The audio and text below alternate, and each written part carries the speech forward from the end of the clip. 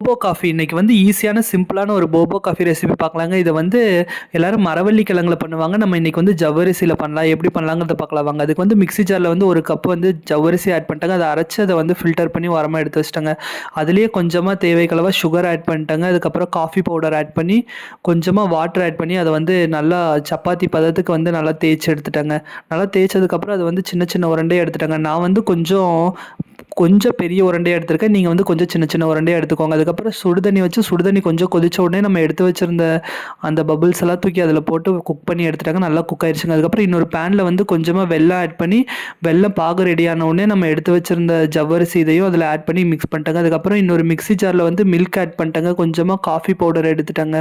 எடுத்ததுக்கப்புறம் sugar add பண்ணி அந்த மிக்ஸி ஜாரில் நல்லா ஓட்டி கோல்ட் காஃபி ரெடி பண்ணிட்டாங்க. அதுக்கப்புறம் நம்ம எடுத்து வச்சிருந்த போபோ ரெசிபியை வந்து ஒரு கண்ணாடி பாட்டிலில் வந்து 1 by 1 ஆட் பண்ணி கொஞ்சமாக ஐஸ் டியூப் போட்டு அதுக்கப்புறம் மறுபடியும் மேலே கொஞ்சம் போபோ அந்த இதெல்லாமே போட்டு நம்ம வந்து எடுத்து வச்சிருந்த கோல்டு காஃபியும் வந்து அதில் ஊற்றி அதுக்கப்புறம் மேலேயும் கொஞ்சம் ஐஸ் டியூப்பு அதுக்கப்புறம் அந்த போபோ ஜவ்வரிசியில் பண்ணி வச்சுருந்தாங்க அதெல்லாமே ஆட் பண்ணிவிட்டு நான் வந்து சர்வ் பண்ணுறக்கு எடுத்து வச்சிட்டேங்க. செமையாக இருக்கும். நீங்களும் மறக்காமல் ட்ரை பண்ணி பாருங்கள். அதுக்கப்புறம் மிக்ஸ் பண்ணிவிட்டு டேஸ்ட் பார்த்தாங்க. டேஸ்ட் சூப்பராக இருந்துச்சுங்க. இந்த வீடியோ பிடிச்சிருந்தா லைக் பண்ணுங்கள், கமெண்ட் பண்ணுங்கள், சப்ஸ்கிரைப் பண்ணுங்கள்.